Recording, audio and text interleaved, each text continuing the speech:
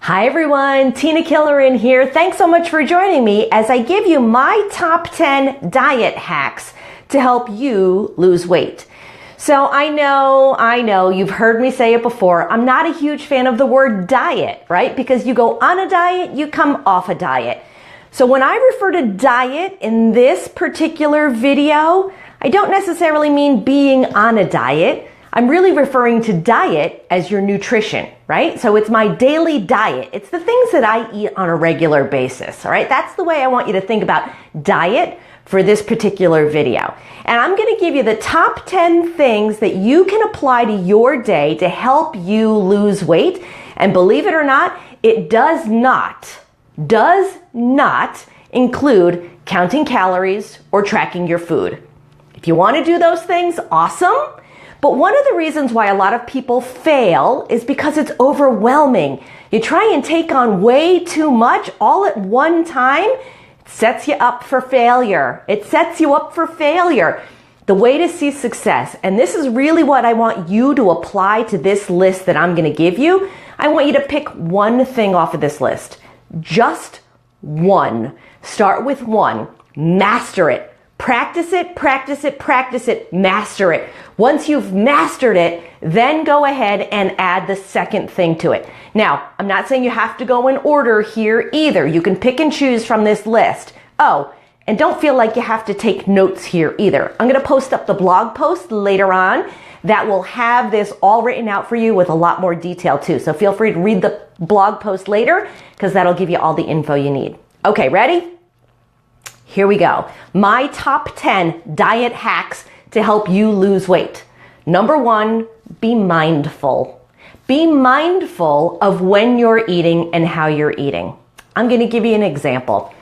How often have you been sitting on the couch and you go get a bag of whatever that's sitting in the pantry and you sit on the couch and you're mindlessly sticking your hand in the bag, stuffing food in your mouth while you're watching TV. And before you know it, the bag is empty. How did that happen? Or you're sitting at your desk and you're eating your handful of almonds because you know that almonds are good for you. So you're sitting at your desk and you're working and you're popping your almonds in your mouth while you're working, and before you know it, they're all gone. And you say to yourself, they're all gone. It's because you weren't mindful, right? Food should be a pleasurable experience. So I want you to take your time and to be mindful of the things that you're eating. Enjoy the textures, the smells, and the taste of your food. Enjoy the company that you're with. Put your phone down, put your book down, enjoy your food, and be mindful of the foods that you're eating. Number two, eat until you're 80% full. Okay, we all do it on Thanksgiving, right? We sit down at the dinner. After having all of those appetizers early on in the day, you sit down at dinner, your plate is full with food, mostly carbohydrates, but that's besides the point. Your plate's full of food and you start eating. And you're done and you are so stuffed to the gills, you can't even stand it. You have to unbutton your pants. We've all been there. Every one of us has been there and had to unbutton our pants at the dinner table at Thanksgiving. I want you to, A, be mindful, but B, eat until you're 80% full, to where you're satisfied. Not full, not stuffed. Until you're 80% full, you're satisfied with your food. Okay, which brings me to point number three. I want you to take 20 minutes to eat your meals. Now, I know 20 minutes is tough, so if you have to start shorter than that, start shorter than that. If normally you eat your meals in 10 minutes, I want you to try extending it to 11 minutes, then to 12 minutes. Eventually, I want you to get to the point where your meals are taking you 20 minutes to eat. Combining that with eating until you're 80% full, I want you to think of it this way. Your gut has to talk to your brain has to talk to your gut. It takes 20 minutes for that signal to travel up and to travel back down, for your stomach to tell your brain and for your brain to tell your stomach, I'm good. Takes 20 minutes, right? And if you don't take the 20 minutes and you're stuffing yourself beyond 80%, that's when you have to unbutton those pants. So combine those two things together. Eat until 80% full, take 20 minutes to eat your meals. Number four, I want you to use a salad plate, not a big, huge dinner plate when you eat your meals. Take a salad plate. Not the bread plate, not the little itty bitty bitty one, but the medium-sized one that you have there. That's going to help you control your serving sizes or your serving portions, okay? So if you're eating off of that smaller plate, you're going to tend to eat less food. So we're going to tie that to number 5, which is serving sizes. We need to be aware of the serving sizes of foods that we eat. So I'm going to give you an easy way for you to kind of keep in mind and double check your serving sizes. When we say proteins, eggs, meat, fish, girls, I want you to think of the palm of your hand and about that thickness as well. The palm of your hand is 1 serving size. Dudes, 2. You get 2 palms. Got it? Okay. Healthy fats, I want you to think of a thumb. So your thumb is about the serving size of a healthy fat. Dudes get 2. All right? Okay, when we think of carbohydrates, our starchy carbohydrates or our fruits, I want you to think of a cup size. So if you cup your hand, what you can fit in the palm of your hand is your serving size of your pasta, your rice, your fruits, your grains, things like that in a cup size there. Okay?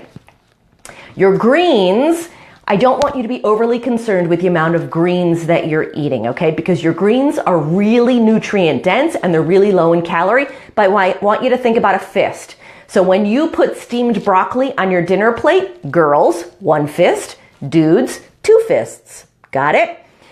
So if you combine those serving sizes with your smaller plate, not your big dinner plate, it's going to look like a big plate of food, okay? When you're putting those serving sizes on a big, huge plate, you're going to deceive your mind into thinking that it's not a lot of food. Put it on a smaller plate and it's actually a lot. Okay? Number 6, have a protein and a healthy fat with most of your meals and most of your snacks. I understand that it's not always going to happen that way. Sometimes you might just have a piece of fruit for a snack. I get that, totally get that. I'm cool with that. So that's why I'm saying a protein or a healthy fat at most meals and most snacks. What that's going to do is that's going to allow you to really satiate your body because your body needs those things, okay? And those are good things for you to have, okay? Now, I'm not saying that you can't have carrots and cucumbers as a snack. By all means, feel free to. I'm saying most meals, most snacks should comprise of a protein and a healthy fat. Carbohydrates, your starchy carbohydrates, your rice, your grains, your quinoa, things like that, I want you to eat those post-workout. Earn your starchy carbohydrates. I've talked about it in a blog post way back when. Your cells are really depleted after exercise. So when you go ahead and you eat those starchy carbohydrates, it really plumps up and really gets those cells back all healthy and really good again. And that extra carbohydrate doesn't get stored as fat. So when you think of those starchy carbohydrates, I want you to eat those post-workout. Okay? Again, I'm not a big fan of excluding things from your diet on a regular basis. So for the most part, you'll never see me telling you, eat a keto diet, eat a low carbohydrate diet, eat a paleo diet. I'm never going to be able to tell you those things with 100% gumption, for lack of a better term, because I don't necessarily believe in that. I want you to eat all of those food groups. There's a reason why carbohydrates is considered a macronutrient, is because it's vital to your body. But when you eat that starchy carbohydrate post-workout, you've got a 1 to 3 hour window after working out to take advantage of those starchy carbs. Okay. Trick number 8, diet hack number 8. Drink a large glass of water before you sit down to a meal. For the most part, most of us don't get in enough water during the day anyway. Our bodies are comprised anywhere from 60 to 75% water. Your brain is mostly water. When you get dehydrated, everything starts to slow down. So it's always a good thing to be drinking water throughout the day, but one of your diet hacks is to drink a large glass of water ahead of time, okay? Get that water into your system, allow it to kind of do its thing, and then sit down to your meal. Number 9, have a large salad at least once a day. The easiest way to get in all of those servings of greens that you really should be getting in daily is to have a salad. It's the best way to do it. I have yet to find a restaurant that does a really, really good salad for me. I like a lot of stuff in there, and I like my vegetables all chopped up really small. So for me, I have to make it myself. And for the most part, I try and have a salad at lunch most days. Not every day, but most days. So have a big salad, okay? And again, don't feel like you can only have this many vegetables in your salad, okay? So if you're not getting in your 5 to 9 servings of fruits and vegetables a day, and you need to have a salad that has maybe 4 fistfuls because you know dinner's not gonna have a lot of vegetables, go ahead and do that. And number 10, my last diet hack for you, stop eating fat-free. Stop eating fat-free whatever. Stop eating those 100-calorie snack packs. Stop doing that, okay? When food manufacturers take the fat out of food, they have to add chemicals in there to make it taste better. Chemicals are wreaking havoc on your system. I'd rather have you eat the fat than eat the chemicals. So, me, I'm a huge cheese fan. I love cheese. Like, I love cheese. It's probably my biggest downfall. That and pirate booty.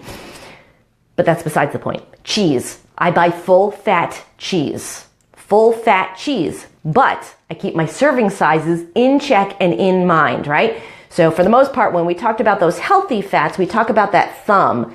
So the same thing can apply to your cheese, right? It should be a thumb-ish. Now I understand if you make a big salad and you like feta cheese on your salad, that's me. I probably put 2 thumbs in there. Not literally, 2 thumb sizes of cheese into my big, huge salad, okay? But I want you to stop eating fat-free. Remember, fat-free means more chemicals, and we don't want the chemicals in there. We want to try and get your body to as natural state as possible, and by doing that, you're going to eat the things that occur naturally in the universe. Chemicals are not natural. Try and get them out of your diet, okay? So like I said, those are my top 10 diet hacks. Pick one, practice one. Once you've mastered that, go ahead and add number 2. Practice that. Once you've mastered that, now you're working on those 2 things, add number 3. This is a lengthy process. Don't expect it to happen overnight. But I promise you that over time, by applying